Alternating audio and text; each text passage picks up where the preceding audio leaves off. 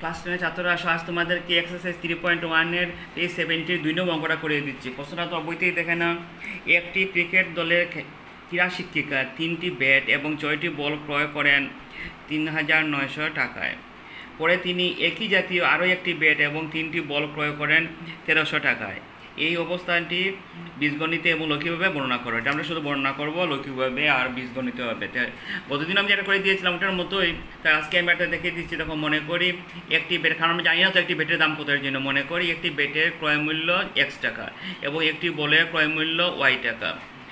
প্রথম শর্ত মতে দুইটা অংশ আছে তো প্রশ্নের মধ্যে দিলে, প্রথম শর্ত মতে হইল 3টি বেট এর জন্য 3X, 6টি বল এর জন্য হইল 6Y ইকুয়াল টু 3,900। আচ্ছা, এখন আমরা এটা এই দুইটাতে আমরা 3 কমন নিতে পারি। 3 কমন নিয়ে নিলে এখানে তো থাকলো X, 3 দুগুণে 6 তো 3 গেলে হইল 2Y। তারপর এখানে 3টা ইন্টু আছে, এদিকে গেলে কী হবে, ভাগ হয়ে নিচে যাবে। ধর আমরা কাটাকাটি করলে কী পাইমো 1300। ওখানে X plus 2Y equal to 1300, এটা হলো আমরা 1 নম্বর আনসার। দ্বিতীয় শর্তটার মধ্যে কী আছে, একটি ব্যাট ও 3টি বলের দাম হলো 1,300 টাকা। এর লেগে 3Y X 1X তো দেই না, শুধু আমরা X দিলাম। লক্ষ্মীভাবে এখন প্রকাশ করতে গেলে এটাই আনসার, আর কিছু করার নেই। লক্ষ্মীভাবে এখন প্রকাশ করবো।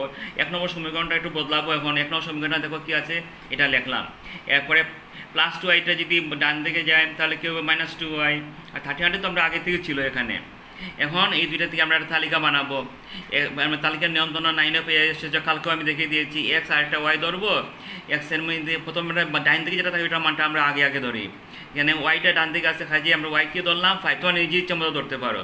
তাহলে কী হইলো 5 দুগুণে 10। এখান থেকে আমরা 1300 থেকে যদি 10টা বিয়োগ করি তাহলে আমরা কী পাবো 1290। আবার নেক্সট দেখো ধরলাম 10, 10 দুগুণে কী হবে 20, 1300 থেকে 20 বিয়োগ করলে আমরা পাবো 1280।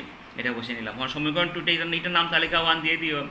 সমীকরণ 2 কী আসছিল, X plus 3Y equal to 1300। এখানে দেখো এক্সটা জায়গায় থাকলো, 3Yটা আমরা ডান দিকে নিলে প্লাস ছিল তো কী হবে মাইনাস। এখন আমরা ওয়াইটা পেয়ে গেলাম ডান দিকে, কাজে ওয়াই মানটা আগে ধরতে হবে।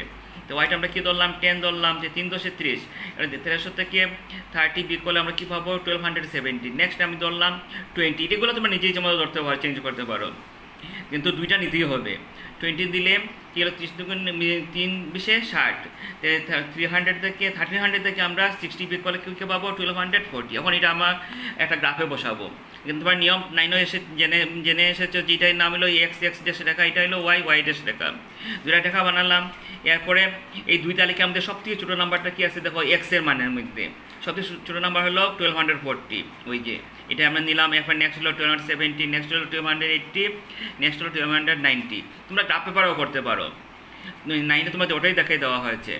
আচ্ছা, এরপরে দেখো ওয়াইয়ের তালিকার মধ্যে সবচেয়ে ছোটো আছে 5, এরপরে 10 দুইবার আছে, একটা নিলে হবে। এরপর হলো 20। এখন আমরা মানগুলো বসাবো। প্রথম তালিকা 1-এর কী আছে, X এর মান 1290, 1298 এইটা 1290 এগেনস্টে কী আছে 5, যে 5 হলে আমরা সোজা আসলে এই হলো 5 পেয়ে গেলাম। তো বিন্দুটা হয়ে গেল 1290,5। নেক্সট আছে কি, আগে কিন্তু তালিকা 1 শেষ করতে হবে। নেক্সট হলো 1280, 1280-র সঙ্গে কী আছে 10, তো 10-এর লাইনে আসো, এই হলো 10-এর লাইনে সোজা স্কেল বসে দেখে নেবে। তাহলে এইটা এখানে আমরা বসে দিলাম 1280,10। তারপর এটা টান দিয়ে দিলাম, এটা নাম দিয়ে দিলাম আমরা পিক। এগুলো ইচ্ছা মতো বাড়বে, এর জন্য আমরা তীর চিহ্ন দিলাম। এটা নাম দিয়ে দিলে তালিকা 1। আচ্ছা, নেক্সট দেখো তালিকা 2-র মধ্যে X এর মান কী আছে, প্রথমে 1270 জায়গায় আসলাম। এটা এগেনস্টে কী আছে 10 পর্যন্ত উঠলে আমরা এত পর্যন্ত লাইনে আসলাম, এখানে একটা বিন্দু দিয়ে দিলে।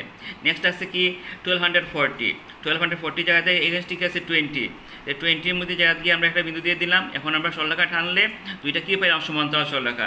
এখানে দেখা দুইটি সমান্তরাল, মানে অজস্র মান পাবে। ঠিক আছে, আজকে পরের অঙ্কটা তোমরা নিজেরা করে নিও।